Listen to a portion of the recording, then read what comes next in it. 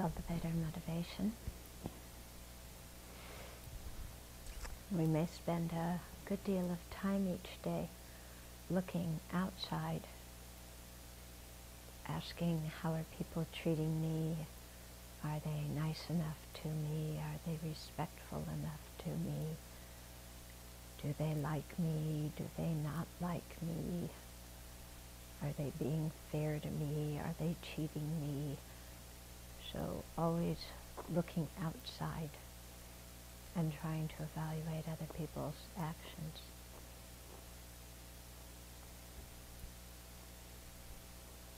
The telephone's making some noise. Okay, always avoid trying to assess other people's actions, other people's motivations. And our job actually is to turn it around and investigate our own actions and our own motivations.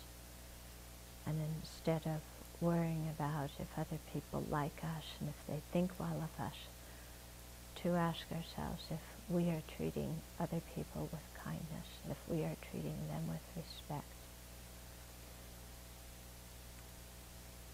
Because trying to evaluate other people's actions, useless pursuit. We can't control them, we don't know their motivations, and in any case, reputation is really kind of useless.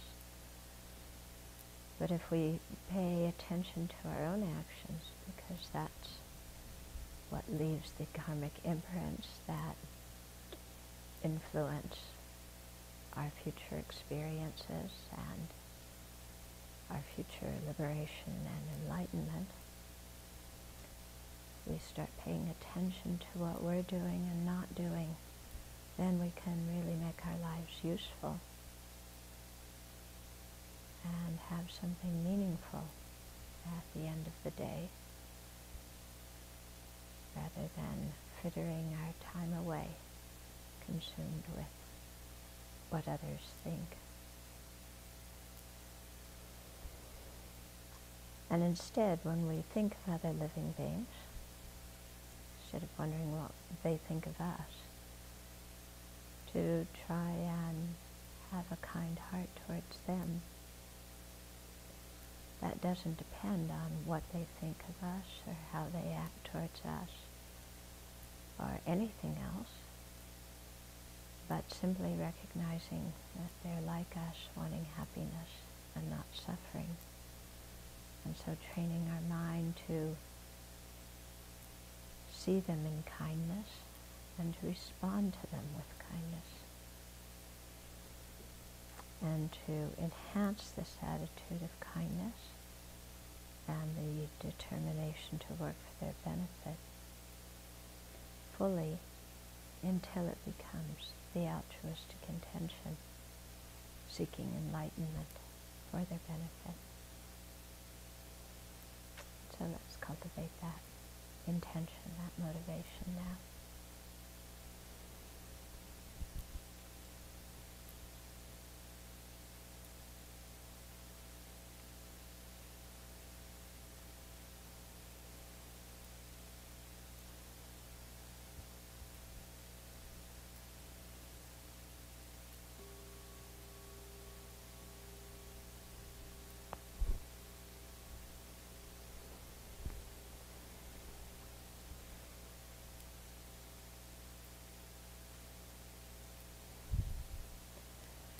Okay,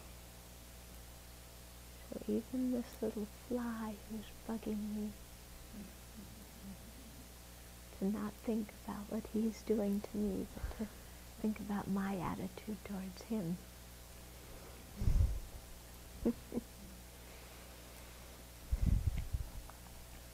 Okay, so we finished the section last time about the process of cultivating the bodhicitta concerned with attaining the fully awakened state of mind. And in that section what we did was based on cultivating the first intention, which was to work for others' welfare, we then generated the second intention, which is to attain enlightenment in order to do that most effectively. Right? Okay. So now we're going into another section that is called Instructions Concerning the 5 Precepts that are Factors of the Training. So these are 5 kinds of advice that are factors of the thought training. And so these are very practical aspects of how we actually train our mind. And so having generated the bodhicitta, or even aspiring to generate the bodhicitta, wanting to attain enlightenment, then, these are 5 practices that will help us maintain whatever altruistic intention we've developed so far and enhance what hasn't been developed. Like we're always dedicating at the end, our bodhicitta prayer. So these 5 practices, the first one is transforming adverse circumstances into the path. Okay. The second one is the integrated practice of a single lifetime. The third is the measure of having trained the mind. The fourth, the commitments of mind training. And the fifth, the precepts of mind training. So those are 5 subsections here. And so now we're going to speak of the first subsection, which was transforming adverse circumstances into the path.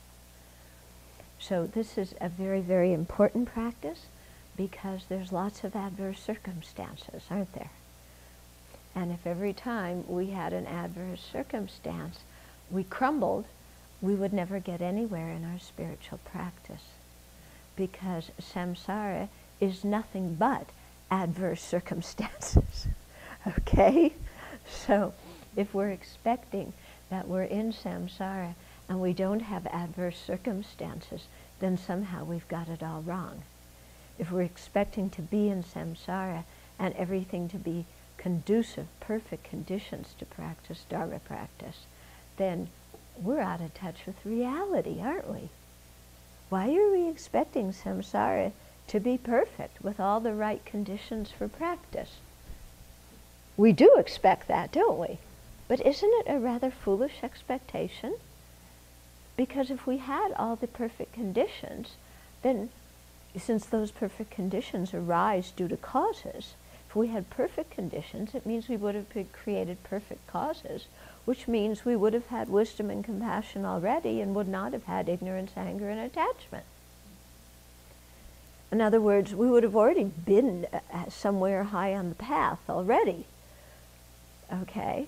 But if we look at our own mind, we're not there. Yeah? So why do we expect to have the results that the Aryas have when we haven't created the cause, because we don't have that level of mind? Okay? So we have to, put our feet on the earth sometime here. Yeah? You know that mind that says, oh, I'm having so much trouble in my Dharma practice. If I only went to this place, it would be better, And when we're out, kind of, when we're working in the community, then we think, oh, I'll wait until I go do retreat, then I can practice Dharma. And then when we're in retreat, we think, oh, but I should be out working in the world. That's how I really show my bodhicitta.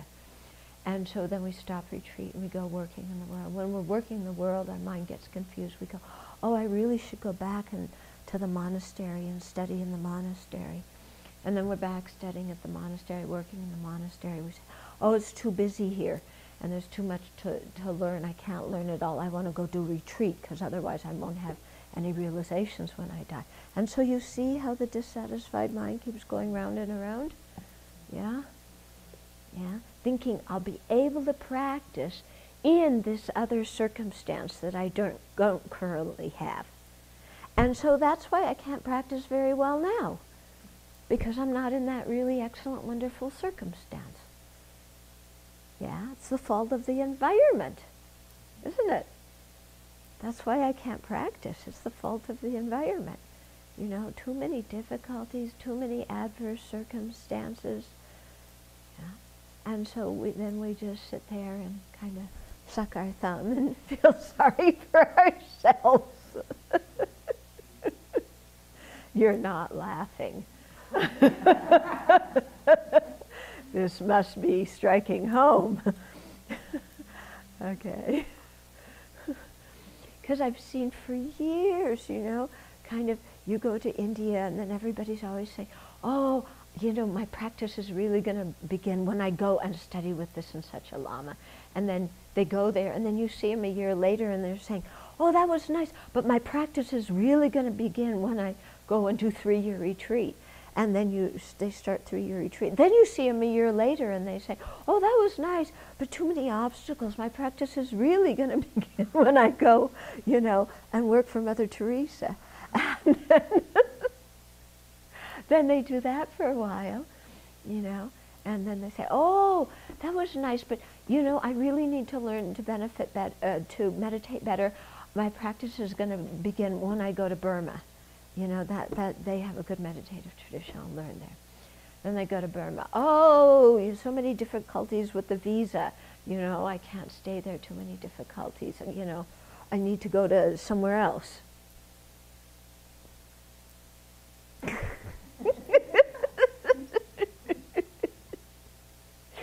Okay. It's called The Grass is Greener on the Other Side of the Meditation Hall. Okay. So, in the example I gave, all the adverse circumstances are basically in our own mind. Okay. Now, there are sometimes adverse circumstances that happen in the environment, but they only become adverse circumstances if our mind treats them like that. And what this part of the path is doing is it's going to show us how to not see those things as adverse circumstances, but to transform them so that they become part of the path to enlightenment. Yeah. Okay, so this has 2 parts, the brief and the elaborate explanations. And so the text says, and so here's the from the 7-point thought transformation, when the environment and its inhabitants overflow with unwholesomeness, transform adverse circumstances into the path to enlightenment. Okay? So our author says, the environment is filled with circumstantial results of the 10 unwholesome actions, and the sentient beings who inhabit it think of nothing but disturbing emotions and do nothing but unwholesome deeds. You're going to go, well, okay, it's filled with circumstantial results of the 10 unwholesome actions. I mean, that's why there's environmental pollution. That's why we don't have decent gun laws in this country. That's why people pick up guns and just do whatever they want with them. That's why we have, a judicial system that imprisons more people than any other industrialized country, on and on and on, okay? So the circumstantial results of the 10 unwholesome actions. And then the sentient beings who inhabit the environment. Here it says, think of nothing but disturbing emotions. You might say, well, think of nothing. No, once in a while they have a virtuous thought. But, basically our culture is based on greed, isn't it? Yeah? I mean, there's a lot of kindness in the world, but the whole culture is based on greed and on consumerism. And our economy's got to keep growing every year. If it doesn't grow as much as we want it to go, it's called a recession. It's still growing, but not as much as you want it to. So it's called a recession. Okay? So, just constantly producing more and more things, and we buy into it, and we need this, and we need that. Okay? And want this, and want that, and complain about this, and complain about that. Who was I talking to recently? Somebody who had the same experience that I did of living in third world countries and seeing that people there, despite the poverty, are actually happier than here in the U.S. Yeah, quite amazing. Okay, So what makes us unhappy? This mind that is never satisfied. And in some ways, the mind that has the luxury to pout. Yeah? You know, we always say about our parents' generation, you know, that they weren't very open and they couldn't talk openly and things like that. But if we look, at least my parents' generation, they grew up in the Depression. You know, when you grew up in the Depression, there's no time to go to self-help seminars. Yeah? And my grandma was telling me how she would not eat and pretend that she ate so that her kids would have food to eat. You know, when you live in that kind of situation, you don't have time to, you know, self-reflect about, you know, what's my inner child doing, because you're trying to keep your external children alive. Yeah? And if we look at our ancestors, you know, if you're in a covered wagon, I mean, my family wasn't in the country then. Some of your families were, you know, may have gone across in covered wagons or what.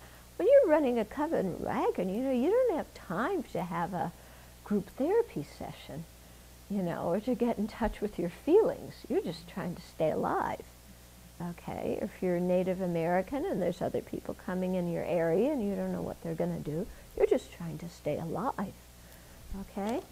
So sometimes, you know, because we have so much leisure now, we misuse it.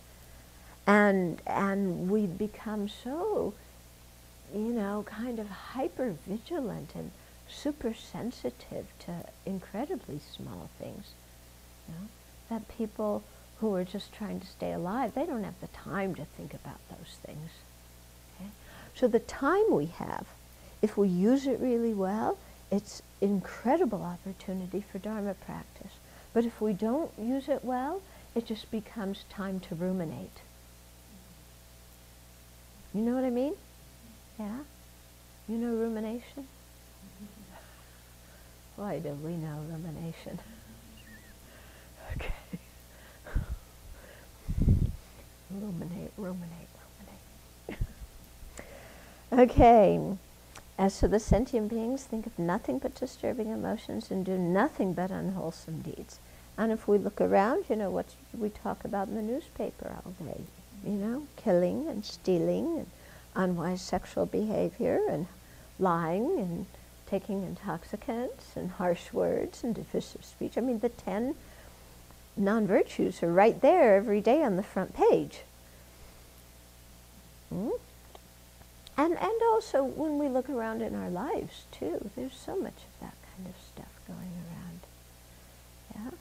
So for these reasons, the gods, the nagas, and the hungry spirits who favor unwholesome actions, so the other living beings who are kind of, you know, have their own problems and like to stir up trouble, when we're busy stirring up trouble, then they are invigorated and increase in their power and strength. And as a result, spiritual practitioners in general are troubled by many interferences. And those who have entered the door of the great vehicle are beset by various adverse factors.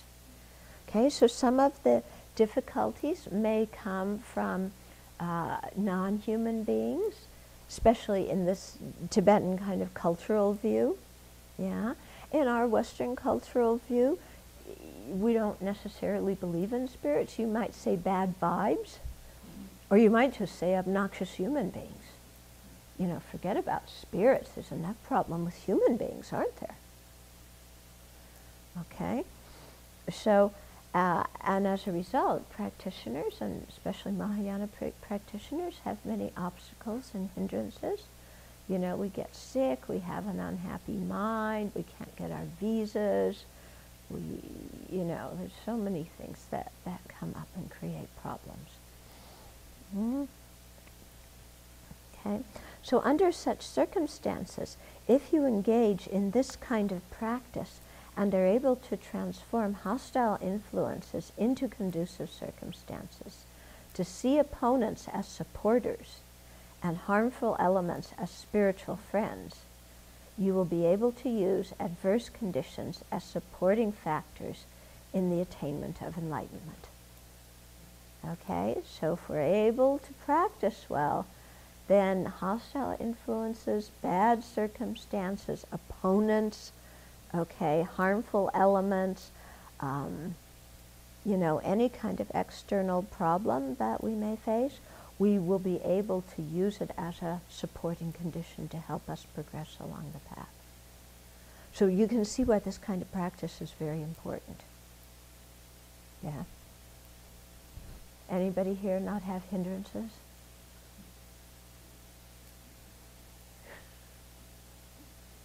We have lots of hindrances, don't we? Huh? External hindrances, internal hindrances. Okay, so in this context, Geshe Chengewa said to Geshe Sowoba, "It is amazing that your disciples of mind training take support from adverse factors and experience sufferings as happiness." So when you practice well, when suffering happens, instead of moaning and groaning that you have a problem, you say, "Oh, this is fantastic. This gives me the chance to practice. Okay, I have the chance to purify negative karma now. When we get sick, I have a chance to purify negative karma. When our mind is unhappy, I have the chance to develop compassion for people who are depressed. When things don't go the way we want, I have the practice to develop patience and perseverance. All the time. So seeing any condition that we encounter as something that will help us along the path. Because it's true, every circumstance we meet, if we know how to look at it properly, it's an opportunity to practice. Yeah? And so if we really understand that, then there's nothing that can happen where we can say, "Poor me, I can't practice." Yeah, because everything, if we know how to look at it properly, becomes an opportunity to practice. Okay. Example, and you've probably heard me say this many times before. Imagine being in Tibet in 1959, and you had your monastery, your family, your whole life, your country, everything's going hunky-dory. And then, within a week or two, you have to flee and leave everything. And all you have with you is your little teacup. And you're going across the Himalaya mountains from a high altitude where there's little disease into a low altitude when there's plenty of bacteria and viruses. You don't know what's happened to your teachers, what happens to your family. You don't know whether you're going to be able to go back or not. You're living in a country where you don't speak the language. They put you in an old POW camp. And your friends are getting sick, and you're getting sick, and a lot of people are dying. Got the picture? Yeah? So this was Lama Yeshe's situation. He was 24 when he had to flee Tibet.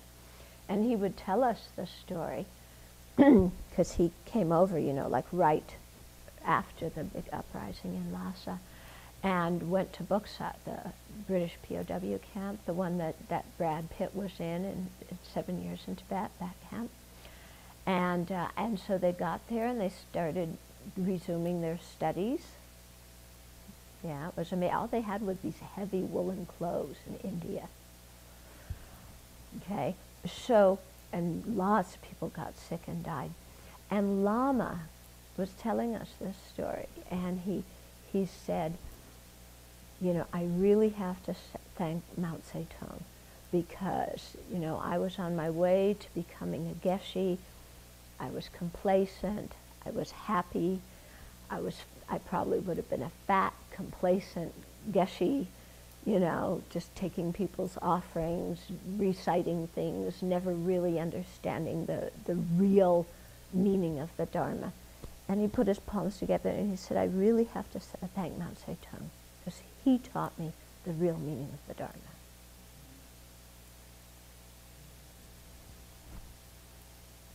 Okay? So you see, in that kind of situation, now it was a horrible situation, And yet he changed it so it became Dharma practice. And he really meant it. He said, he really, really meant it. He said, Mao Zedong really taught me the purpose and meaning of the Dharma. I didn't understand it before. Okay?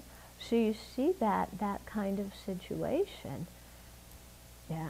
And you know, it's good to kind of ask yourself, if that happened to me, if, you know, in the next week we had to leave here and go somewhere else where they didn't speak our language and we had no money and no resources, yeah, well, how would we be thinking? Yeah. Would our mind be strong enough? Would our mind be flexible enough? Okay. And so your mind only becomes strong by changing the way you think and really putting it in this kind of direction. Mm-hmm. And so that's why they say that bodhisattvas, they love having problems, because problems are so many good opportunities to practice. And bodhisattvas love when people criticize them. And they love when people trash them behind their back, because it gives them so much opportunity to practice and to develop patience and compassion. Imagine thinking that, you know, you hear somebody saying stories about you behind your back, and you go, that's good. You know, this is going to make me more humble. This is really good for me. Huh? Can you see that? Is that true? It's true, isn't it? Yeah. It's true that it's an excellent opportunity to squash our pride, and our pride certainly needs squashing, doesn't it? Doesn't it? Maybe your pride doesn't need squashing? Mine does. Yeah. So, when you know, what a perfect opportunity to help me in my practice by squashing my pride. I should rejoice. And when somebody says bad things about me behind my back, I should go, say more, say more. This is great. You know, I'm so attached to reputation, which is foolishness. And by criticizing me behind my back, you're helping me detach from reputation. This is really helpful. You know, say more lies about me behind my back. Can you think like that? Can you even imagine thinking like that? Can you try to think like that? Have you ever tried? When somebody's talking about you behind your back, have you ever tried thinking like that? No, yes, yes. What's happened? What happened when you did? What happened in your mind? When you said, oh, this is great, somebody's trashing me. Yeah, your mind doesn't get upset, does it?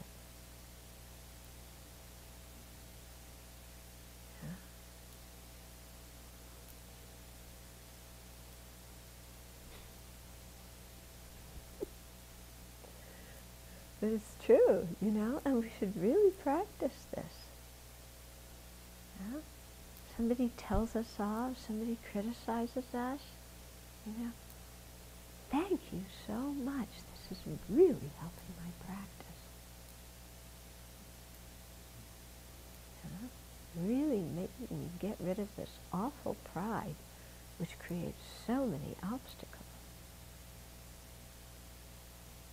Because pride is a big hindrance, isn't it? You know? Our little kind of, I'm me, you should treat me well. You're so lucky to have me in your life. Yeah? I'm very good. I know everything. Well, almost.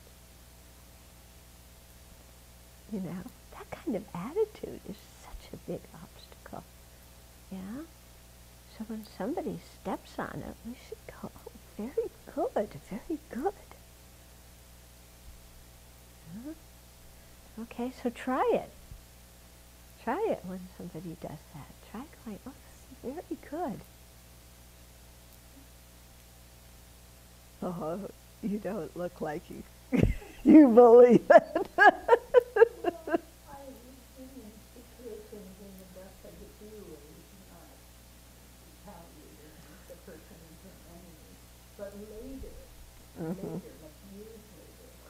Years later, you could say it was good.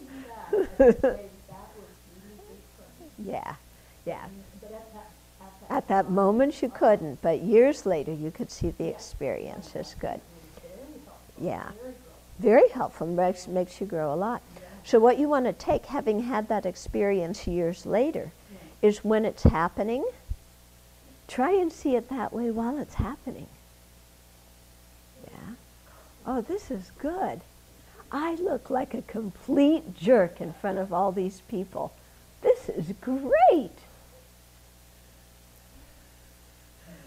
Yeah? We're doing this big something, something, something, you know, and I trip. Fantastic. I look like a complete jerk. Good for me. Yeah, and why can't we laugh at ourselves? Why can't we laugh at ourselves? I've seen His Holiness sometimes right in the middle of an incredibly serious ceremony, and the Tibetan text, the pages are sometimes hard to turn, and he'll turn 2 pages instead of 1, and he'll keep reading and it won't make sense, and he'll stop and figure out what happened, and then just crack up.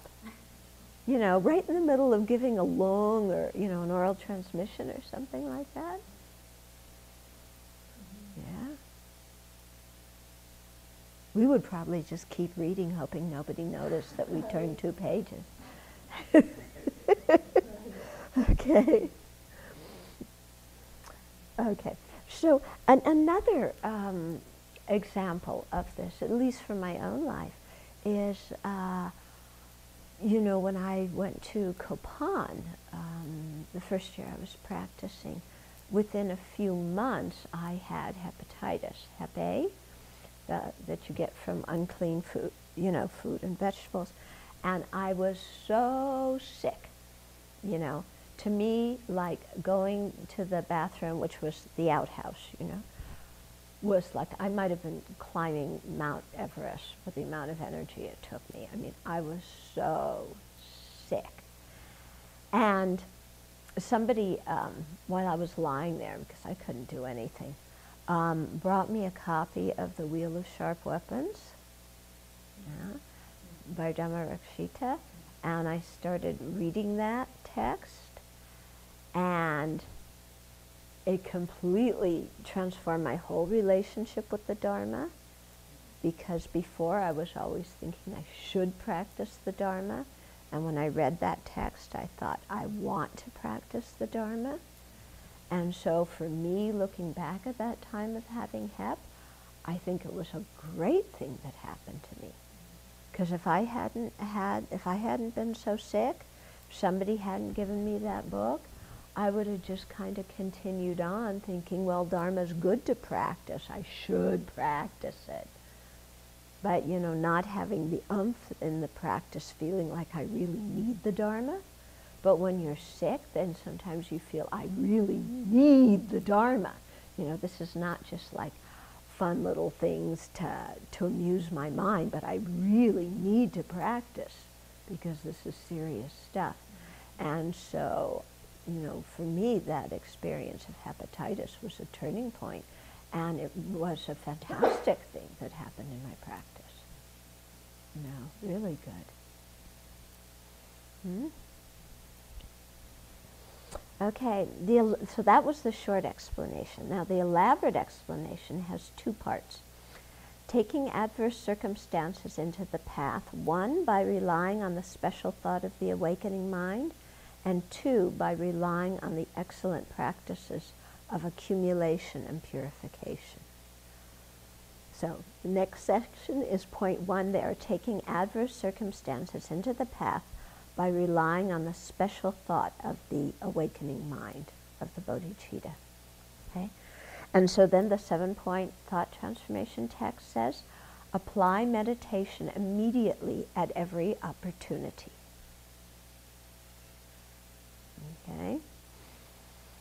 So it doesn't say, fall asleep in your meditation session and apply your topic of meditation 5 years from now. Okay? Well, but I know nobody here falls asleep in their meditation. Just doze a little bit, huh? Just a little bit? Yeah.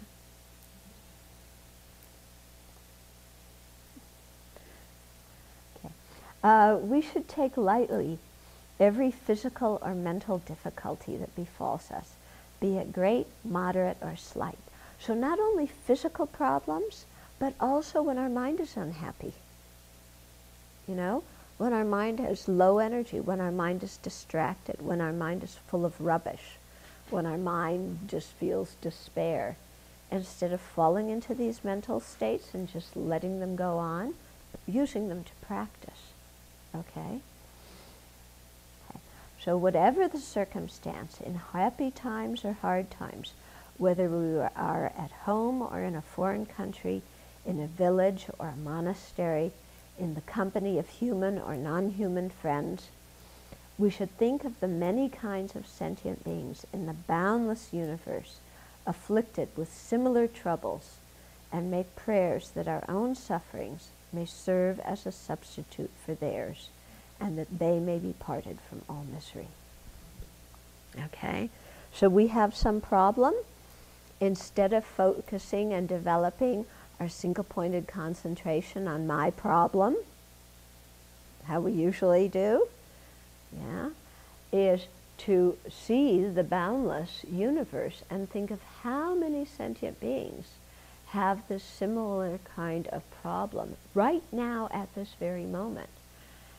And then how many of those who have this problem know the Dharma and have the Dharma techniques to help them? And how many of them, if it's a physical problem, how many of them even have access to food and medical care? Yeah? So we may have some disease here. I remember when I got shingles a few months back, yeah, I was thinking, now what do you do if you're in Nepal and you're poor and you get shingles? What do you do? And I remembered, you know, taking people to clinics down the road, because sometimes I would take my Tibetan friends to clinics. Clinics are dirty, you know, the people don't usually want to go there because it's expensive by their standards. So, you know, very difficult to get good health care. I took one nun to the hospital. She had TB. In the hospital, you had to bring food to the patients. The hospital doesn't serve the food. You had to help change their bedpan. There's, you know, a dormitory bed. You know, you're sleeping in the same sheets as the person who was sick, who was there before you. Yeah, it's really quite amazing, you know. And they give you an injection, you know. You don't know if it's a sterilized needle or not. Okay, so here, you know, when we get sick, just to think about, well, what if, you know, what about people in other countries who don't have access to the kind of medical care we have? And what do they do? Yeah. And then, you know, then it becomes much easier to do the taking and giving meditation. That's what this section is when it says relying on the awakening mind. You do the taking and giving meditation and say, may I take on their suffering, and may my suffering from whatever disease it is suffice for the suffering of all these other people. May they be freed of it.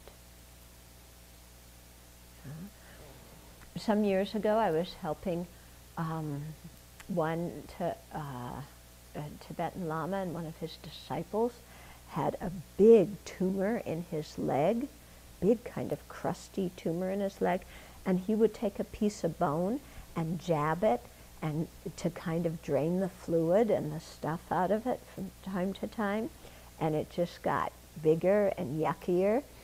And so we took him to the doctor, and the doctor did some surgery he came out of the surgery in a stretcher that was kind of like a hammock with people holding the four sides. They just put him down, and we had to bring him food and things like that. And he was just so grateful for the attention that we were giving him. But the conditions there were awful. And then it wound up he had cancer, and there was no cancer treatment at that hospital where he was. We were thinking that we would have to fly him to India, but he didn't know, how do you get money to fly somebody to India? And he didn't know Hindi, and somebody else would have to go with him. And, and it's very expensive, and where does he stay? And, and you just look, and that's a very real circumstance. And he was actually fortunate because we were helping him, many people, because he had had that for a long time. And from his side, he would have just continued having it and never would have gotten it treated until it killed him, So when we have some illness or ailment, if we think of these situations and think, my goodness, I'm so fortunate, I just drive down the road and there's doctors and there's nurses and there's medicine and people to help me and, so much support. I mean, it's just incredible. Yeah. And then really say, can the suffering I have, which seems like nothing compared to people in underdeveloped countries, but at least the suffering I have, may it suffice for theirs, may their suffering ripen upon me. Yeah? Or if we're depressed, we're in a bad mood, instead of, oh, I'm so miserable, I'm so depressed, say, wow,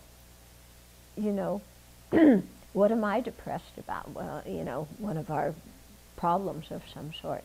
Well, what would happen if I lived in a third world country and my children were malnourished and they were dying and I couldn't get them food and I couldn't get them, medical care?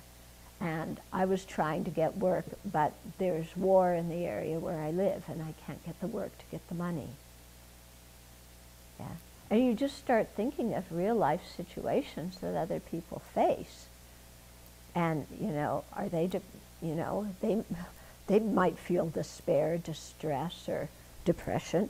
And so you think, okay, I'm feeling bad. My feelings are hurt about something. But may I take all of their suffering upon myself? Yeah, all of their mental suffering, may it ripen on me. And my little bad mood, may it suffice for all the depression and despair and loneliness of all those other people. Okay? So you really think, just even on this planet, of what's going on, and take the suffering of others. Let alone if you start expanding it and you think of beings born in different realms and what they're going through. Okay? So it's quite a strong practice. Very good practice. And this thing of always, remembering other people's circumstances, it helps us put our own problem in perspective, which is often very, very important, and, a very strong way to change our mind. I remember the first winter retreat we did here. Both of you were here. And we started the tradition of the retreatants writing to inmates. And we would get letters from some of the inmates who were doing the retreat from afar. And one guy wrote, while I'm sitting in a dorm room full of 300 other people, I'm on the upper bunk and the light bulb without a shade is about 1.5 feet in front of me. And there's yelling and screaming and people are playing music and shouting. And I just got done doing my sadhana. Yeah? Remember that? And, it was incredible because the people who were doing the retreat here didn't complain about anything. Yeah? Because you saw, oh my goodness, look at that situation that somebody's practicing in, and they're going ahead with it. Yeah? And I complain because somebody you know, clicks their mala in the meditation hall. Yeah, I get so upset about that. And, you know, what would I do if I were in this situation with a dorm with 300 other people trying to do my practice? Huh? So just this thing of, you know, opening our eyes and seeing what's going on with other sentient beings. It's very good for our mind. It really cuts through the self-centered thought.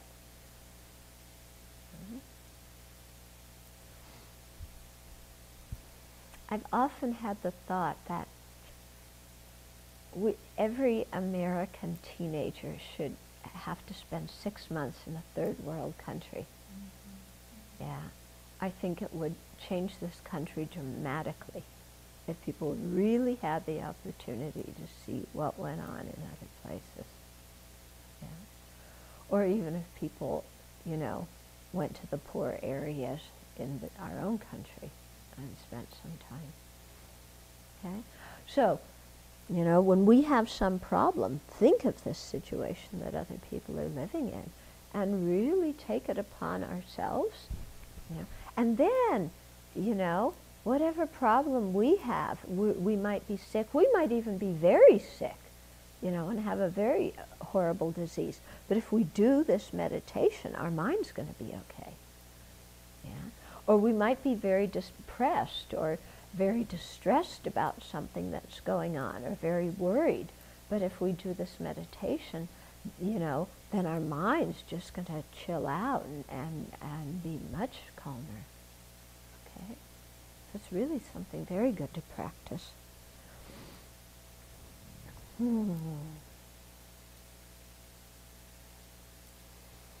Considering how wonderful it is to have fulfilled the purpose of our practice of compassion by taking on the suffering of others, we should sincerely rejoice.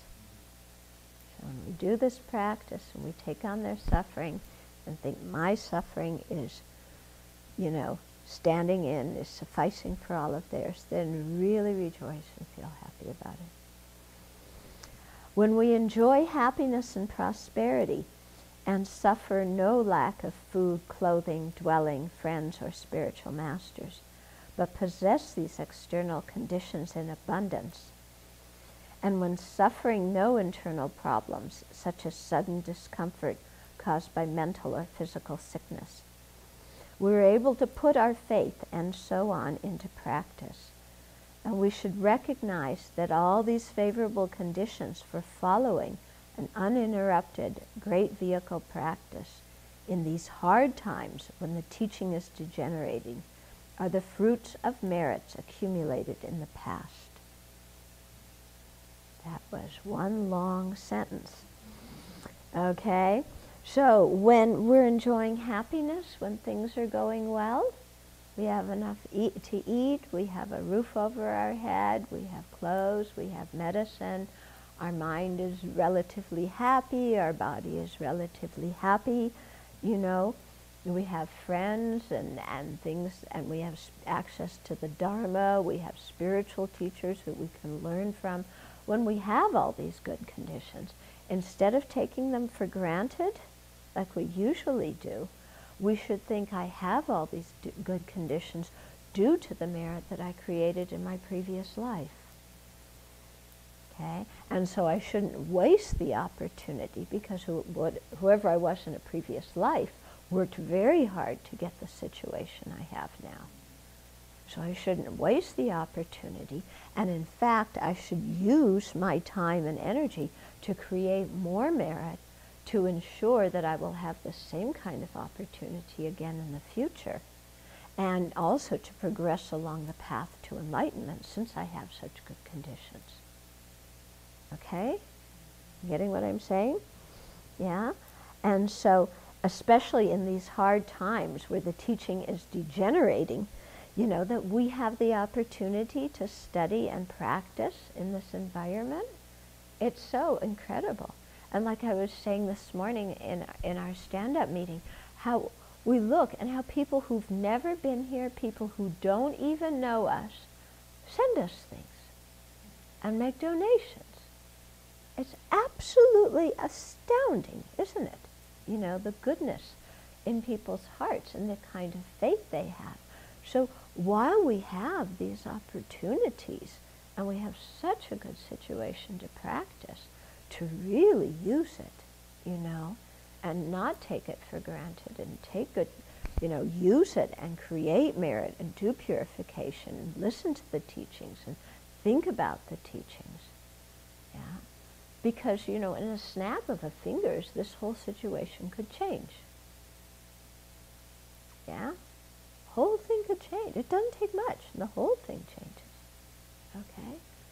So don't take it for granted, but really think, wow, what I did in a previous life was something.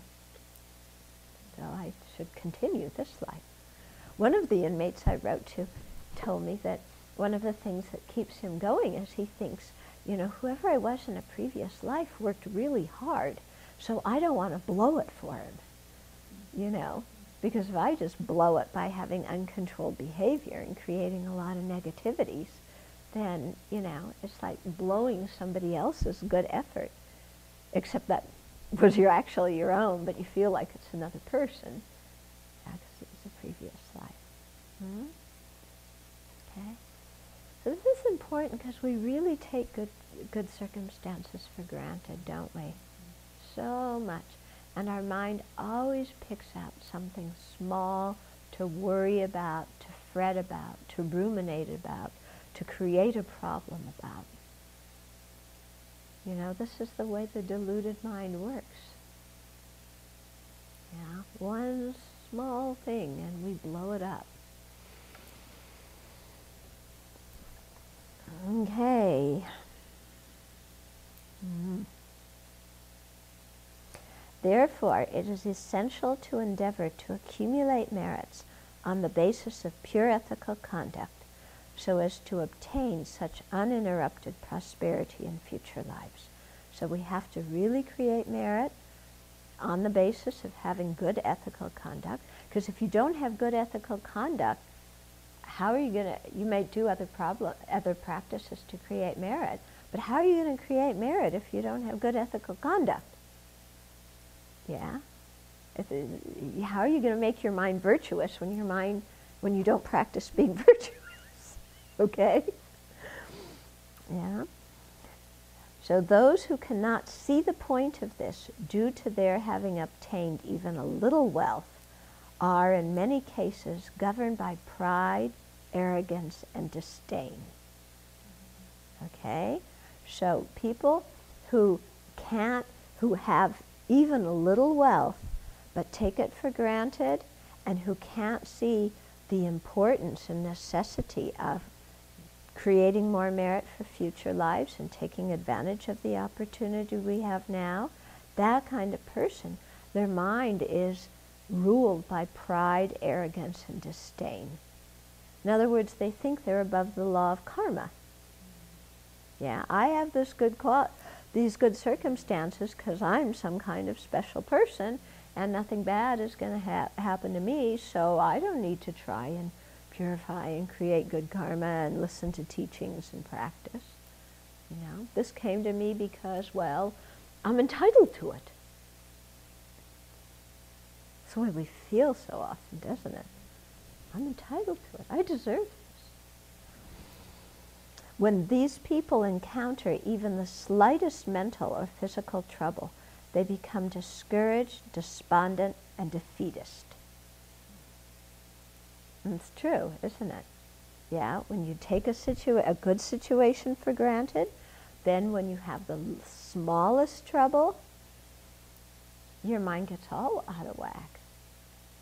Right? Or when you feel like you're entitled to have every good condition in the universe, when you face a little problem, then your mind just is like despondent. I can't handle it. You know, there's nothing to do. It gets defeatist. We see this, don't we? Right? Sad. It's very sad. And it's a function of the self-centered mind. We are taught not to behave like this, but to be undisturbed whether we encounter happiness or suffering. So that's what the Dharma teachings are teaching us. to be undisturbed, whether we have good external circumstances or bad ones, okay? Whether we encounter happiness or suffering, to take them all into the path to practice. So there's time for a few questions. Yeah.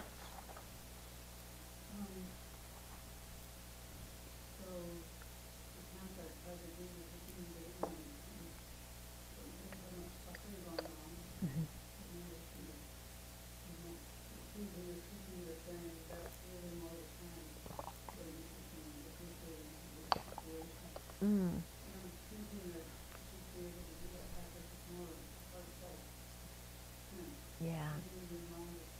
Okay.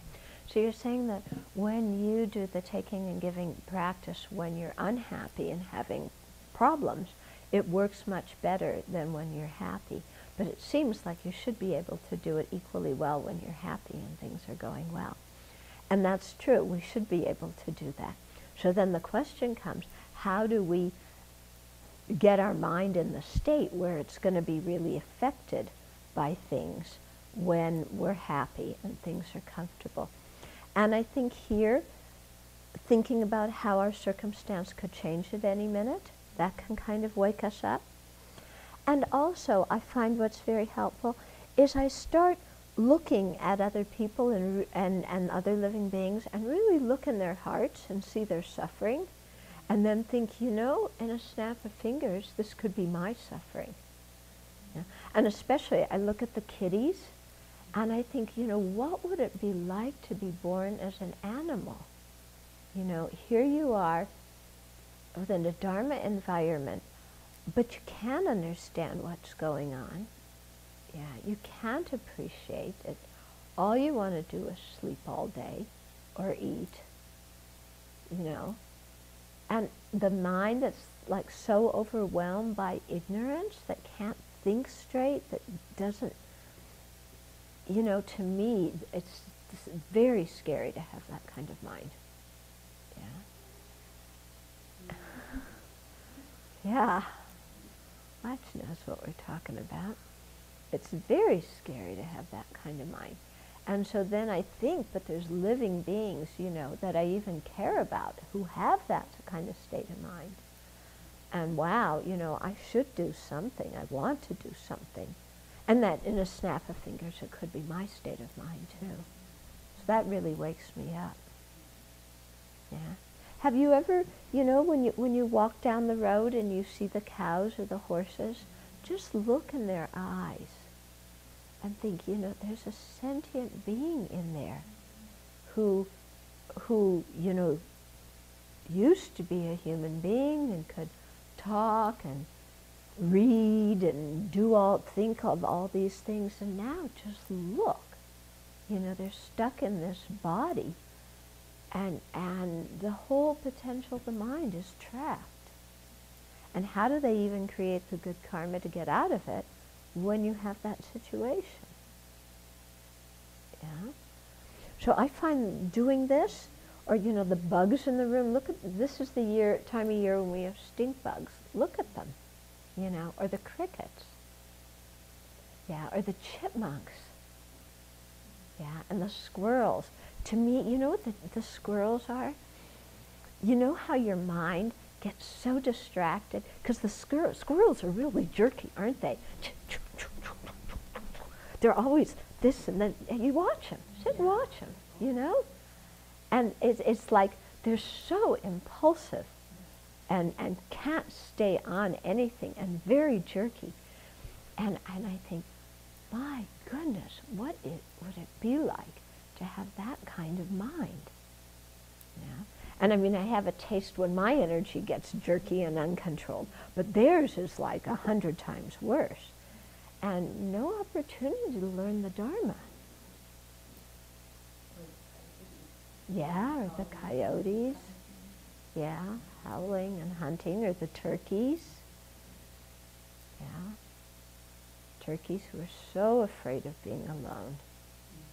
Yeah, terrified of being alone. Yeah. Uh-huh. How do nuns get more opportunity to practice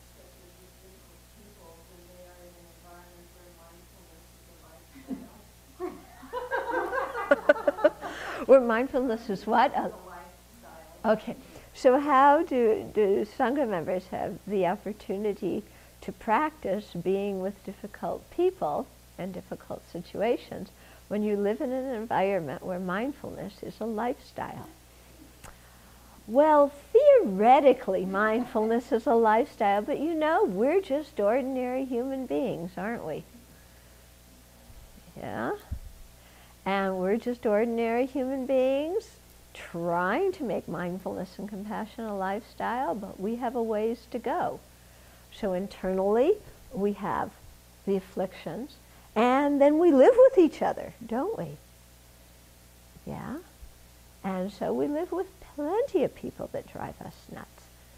You know, I love it the way, you know, these kinds of questions.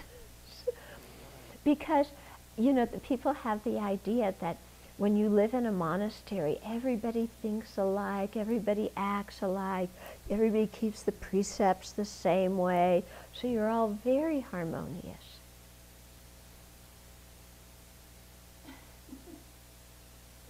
It's not exactly like that, you know, because our afflictions come right with us into the monastery, don't they? Our berserking mind's right there with us. And you have to live with people who in your ordinary life you probably wouldn't associate with. Yeah, because we're very different people with different ways of doing things, different ways of thinking. We might all have the same spiritual faith, but boy, we still have different personalities and different ways of doing things. And you have to live with those people 24/7. You can't go home and be with your family who loves you and who says, oh, you're wonderful and it's their fault. Nobody here does that to each other, yeah? So we have to sit there and, you know, learn to live with each other. Yeah? So that's why they say that living in a monastery is like rocks being in a tumbler, that you polish each other and chip off your rough edges. Yeah. It can be a challenge, can't it? Hmm? But it's an incredible circumstance for growing, because you're always faced with your own mind. Because you know here, as soon as you start pointing the finger and he made me mad, she did this, you know as soon as you start doing that you're wrong. You know? It's like this is a place where you try and do that, and it doesn't fly. Does it? We keep trying, but it doesn't fly. Pointing the finger at another person doesn't fly. So we're always in a situation where we have to look back and, you know, what's going on in my mind? What am I thinking? What energy am I putting out? And am I seeing things accurate? Am I being kind and respectful and so on? Hmm? Oh, you know, I remembered because we were going to think about getting taken advantage of. Yeah. Okay, we're over time for now, so we better stop.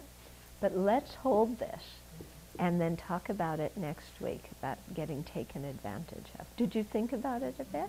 Yeah. Okay, so keep thinking, and then next week I'll have to give myself a post-it so I remember at the beginning of the session instead of the end.